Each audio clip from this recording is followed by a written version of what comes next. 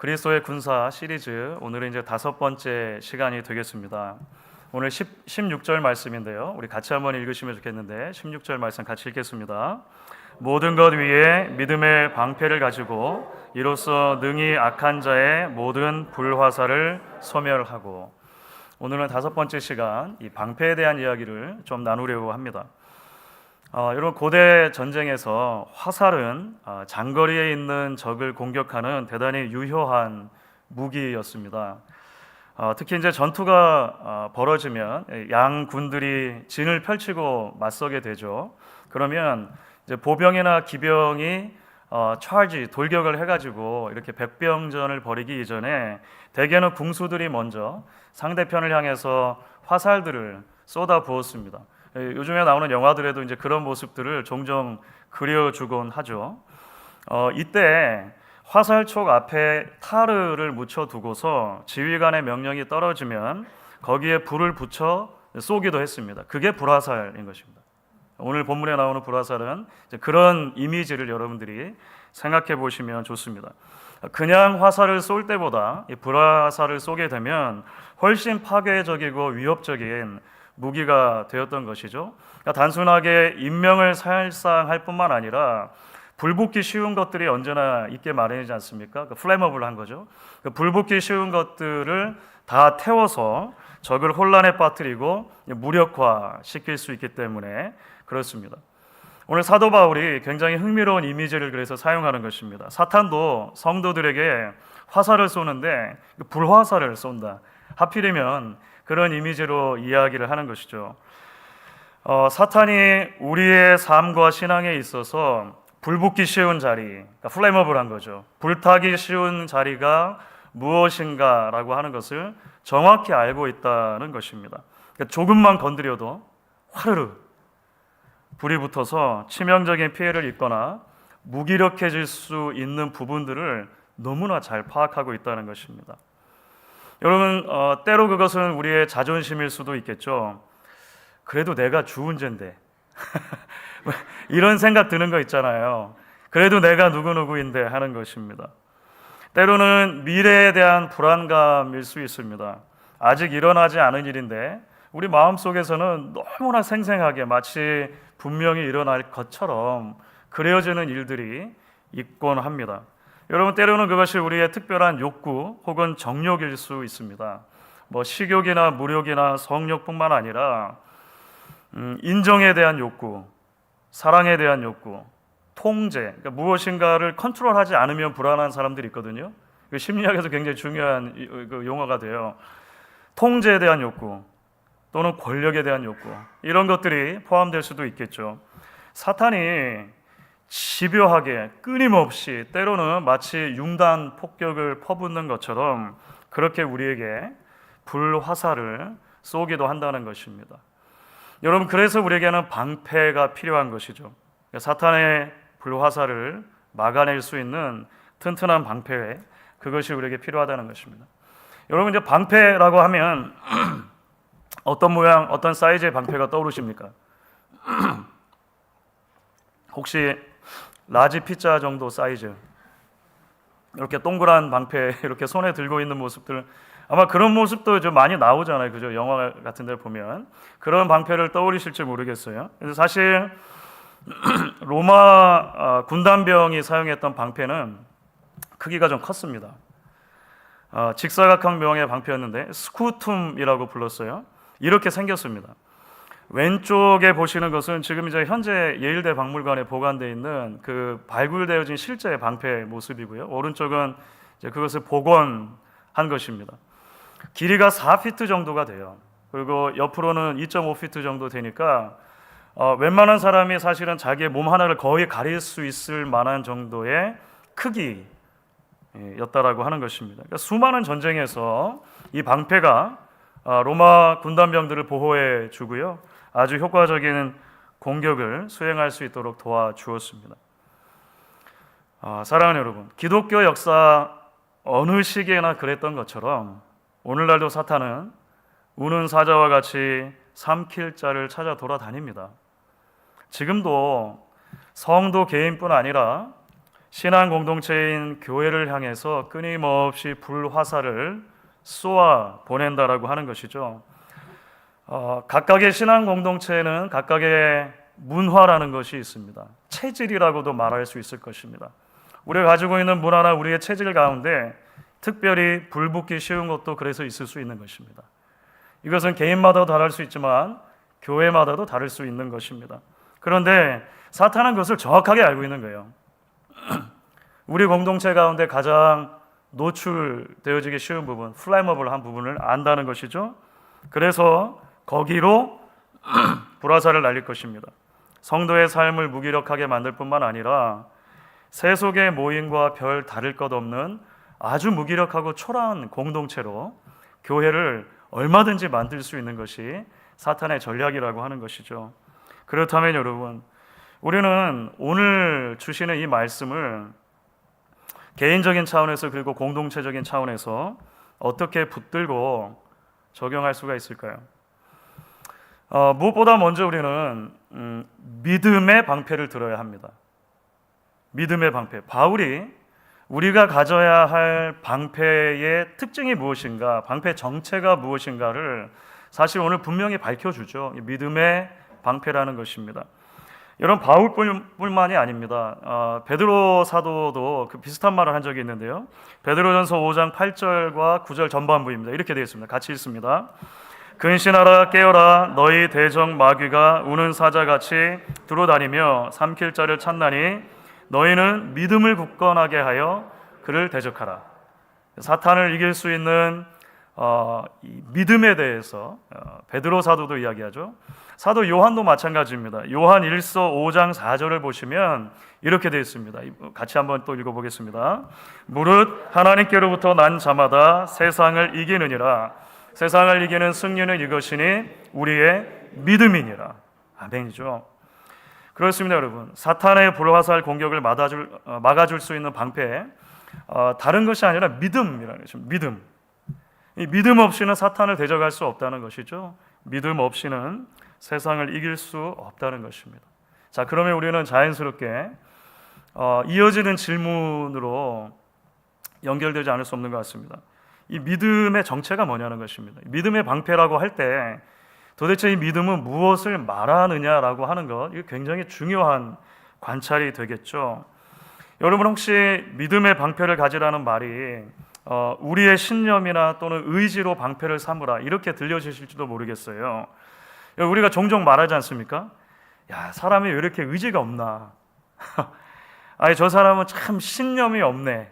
이렇게 말할 수도 있는 거잖아요. 참 믿음이 부족하네. 이렇게 말할 수 있는 거잖아요.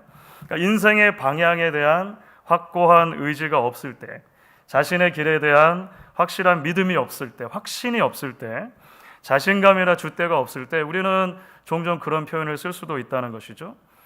그런데 여러분, 성경이 믿음의 방패라고 했을 때 그런 종류의 믿음을 의미하는 것은 아닙니다.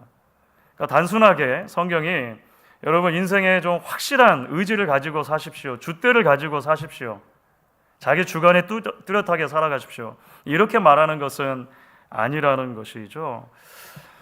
여러분, 성경이 믿음을 말할 때 그것은 언제나 믿음 자체를 향한 믿음이 아닙니다. 엄밀하게 말하면 그 믿음의 주체인 나에 대한 믿음도 아니에요. 성경이 말하는 믿음은 언제나 하나님을 향한 믿음입니다. 믿음의 근거가 하나님께 있는 것이죠. 그래서 로이드 존스 목사님도 이런 말을 하신 적이 있어요. 성경적인 믿음은 자신을 향하는 법이 없다. 항상 믿음은 하나님을 향한다는 것입니다. 그러니까 not faith in faith, 나의 믿음을 믿는 믿음이 아니라 하나님을 믿는 믿음이라고 하는 것이죠. 언젠가 이런 글을 읽었습니다. 기차가 터널에 진입해 주위가 캄캄해질 때 우리는 기차표를 찢어버리고 열차에서 뛰어내리지 않습니다. 불안하니까 에라 모르겠다, 열차에서 내려야겠다, 이렇게 하지 않는다는 거예요. 오히려 기관사를 믿고 가만히 자리에 앉아 있습니다.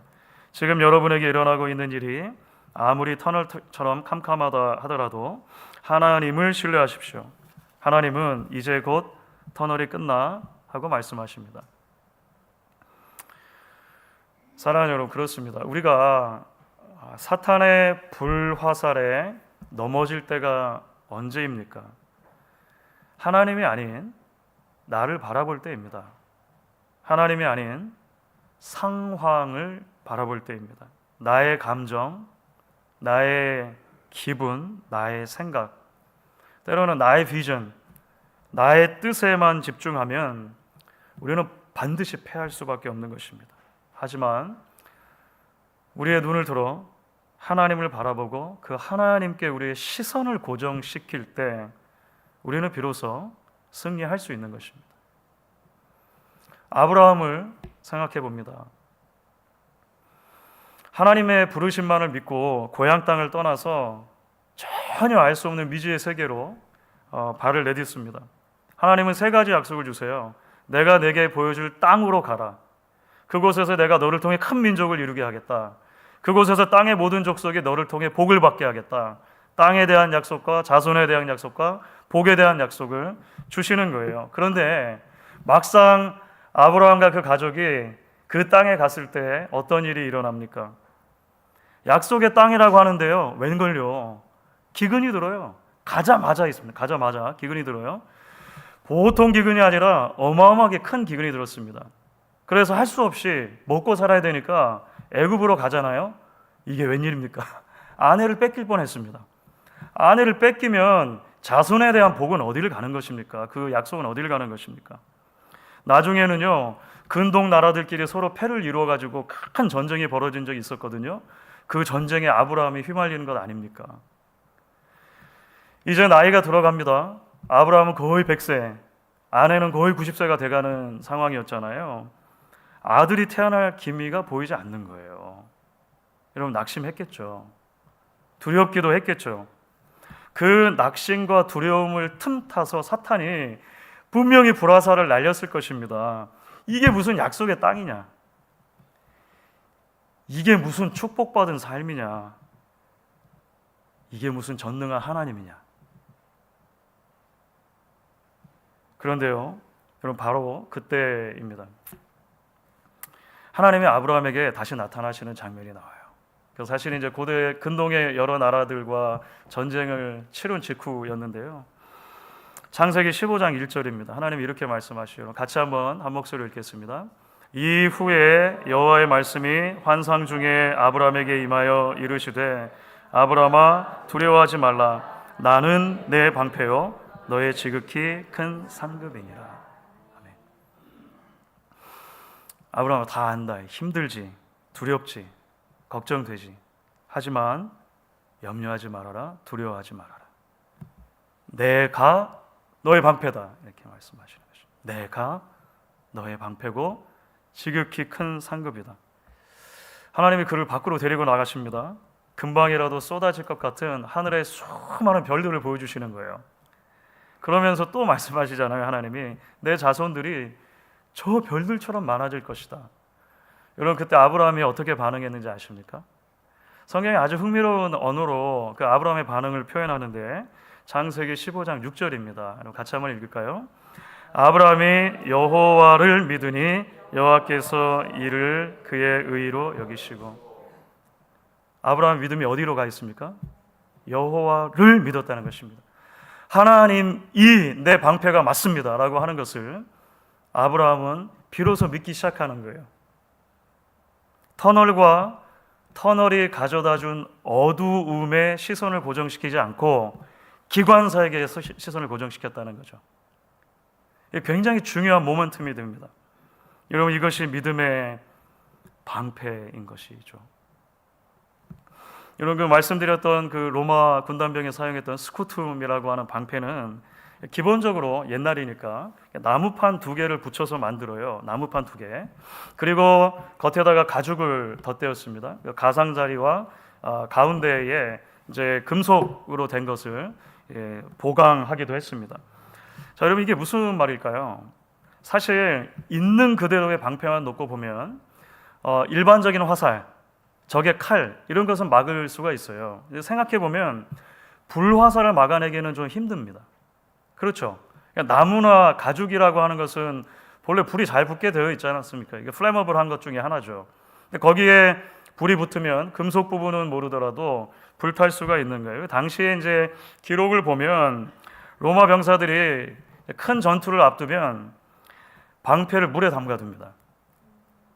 방패를 물에 푹 담가가지고 한동안 이제 그 물을 먹이는 거죠. 그래야 불화살을 피할 수 있기 때문에 그렇습니다. 여러분, 저는 이제 이 적용이 약간은 알레고리카할 수는 있다고 생각해요. 풍요적일 수는 있다고 생각합니다. 그러나 여러분, 우리도 하나님의 은혜에 늘 젖어 있어야 하는 것입니다. 하나님의 성품과 하나님의 약속과 하나님의 능력을 신뢰하며 그 은혜의 저수지 안에 우리가 푹 잠겨 있는 것이 필요하다는 것입니다. 하나님의 은혜가 메마르는 순간이 가장 타기 쉬운 순간이기 때문에 그렇습니다.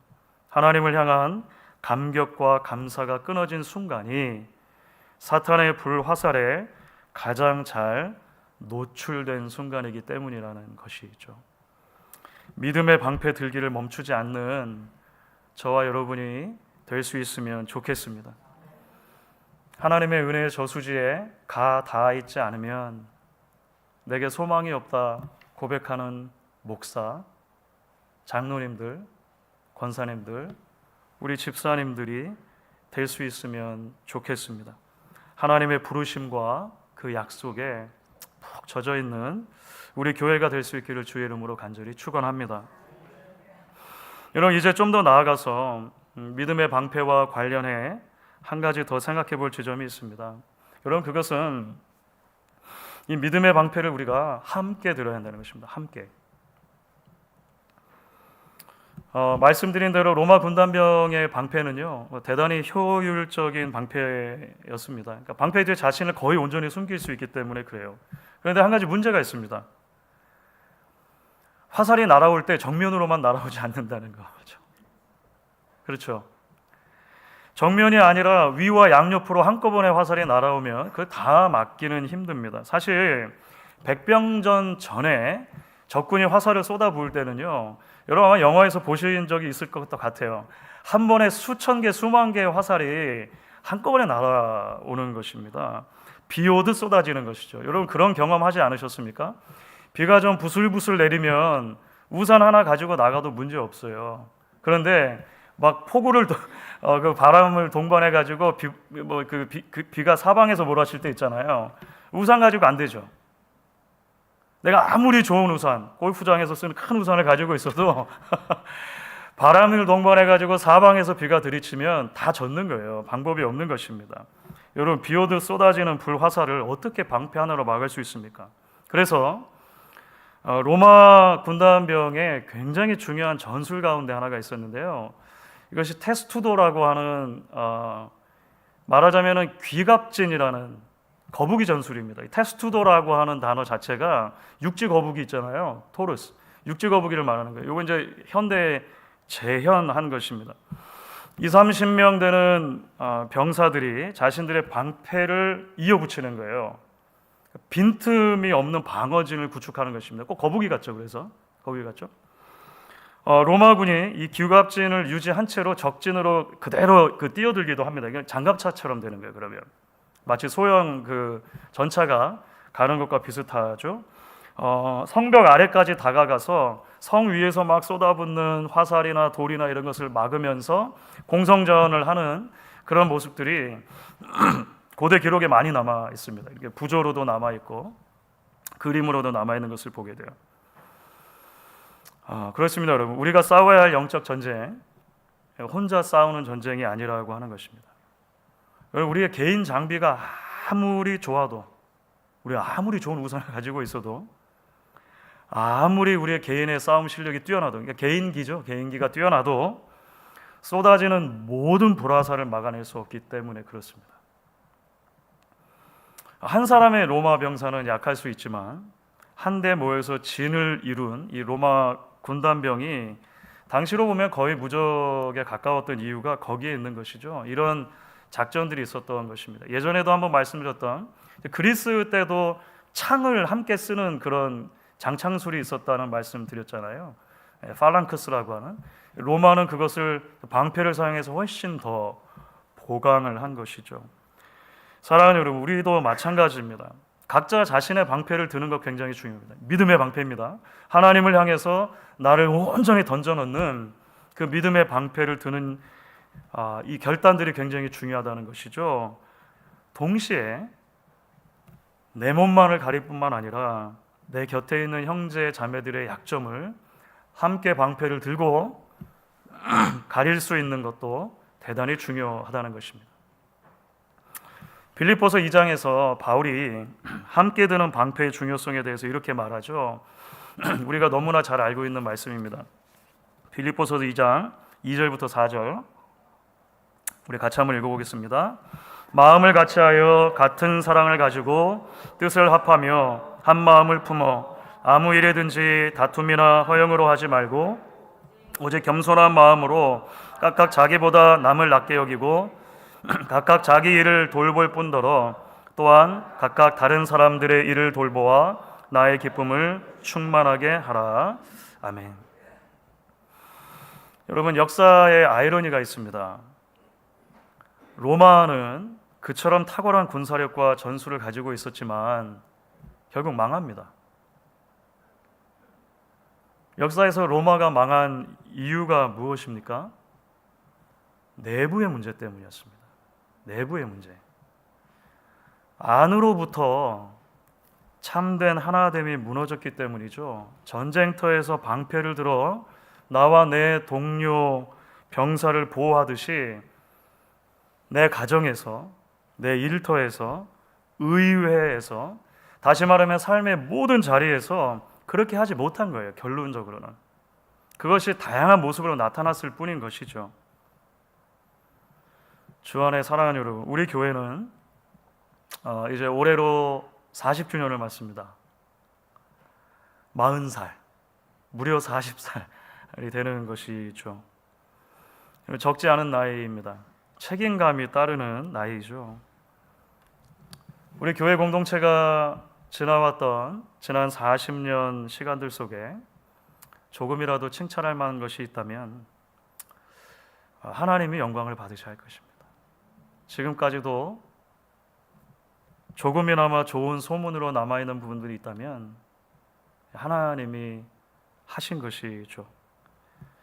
우리가 올해 40주년 이제 하나님 앞에 또 기억하며 드리는 여러 시간들을 갖게 될 텐데, 그런 하나님의 은혜와 공급하심과 하나님의 일하심을 함께 셀러브레이트 할 수 있는, 축하할 수 있는 시간이 되면 좋겠습니다. 동시에 저는 알고 있습니다. 지난 40년간 그 40년의 역사의 어느 부분을 여러분들이 차지하셨던 간에 하나님의 손에 붙들려 있는 수많은 성도님들의 눈물이 있었다는 것을 저는 알고 있습니다. 때로 힘대로, 때로 힘에 지나도록 자신을 쏟아붓는 은혜에 젖은 헌신들이 있으셨던 것이죠. 끝까지 몸된 공동체를 포기하지 않으며 우리를 부르신 하나님을 신뢰하는 여러분들의 수많은 기도들이 있었던 것을 저는 알고 있습니다.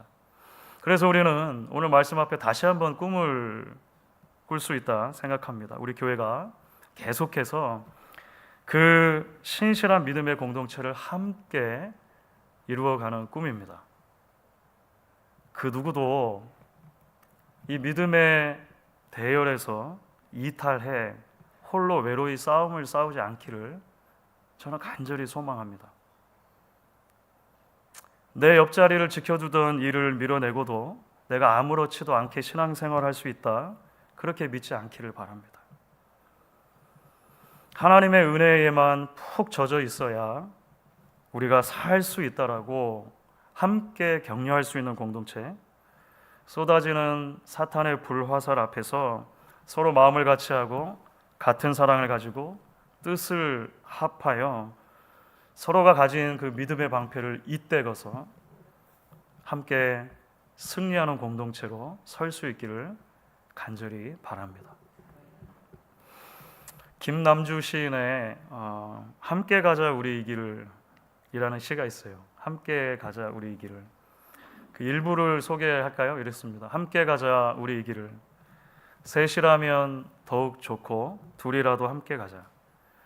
앞서가며 나중에 오란 말일랑 하지 말자.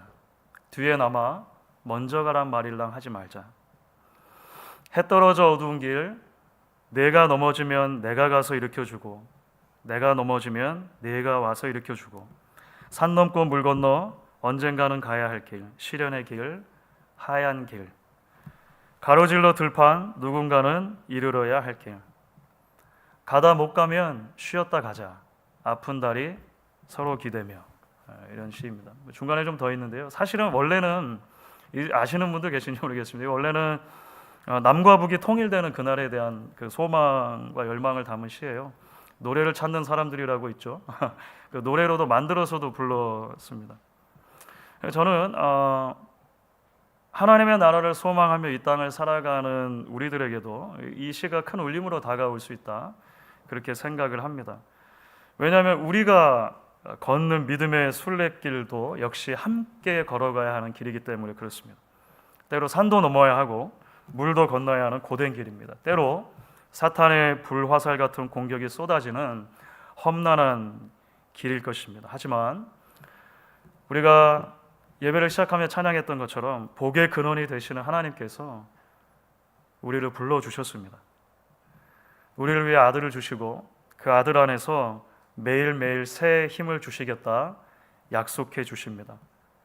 하나님 자신이 자신의 전부를 우리에게 주셔서 우리의 방패가 되어 주시겠다 약속하십니다. 힘들어도 함께 손을 잡고 걷는 우리가 되기를 바랍니다. 방패이신 하나님을 붙들고 서로를 지켜주는 우리가 될 수 있으면 좋겠습니다. 그 믿음 안에 풍성한 열매를 계속해서 맺어가는 저와 여러분 되실 수 있기를 주의 이름으로 간절히 축원하겠습니다. 아멘. 우리 같이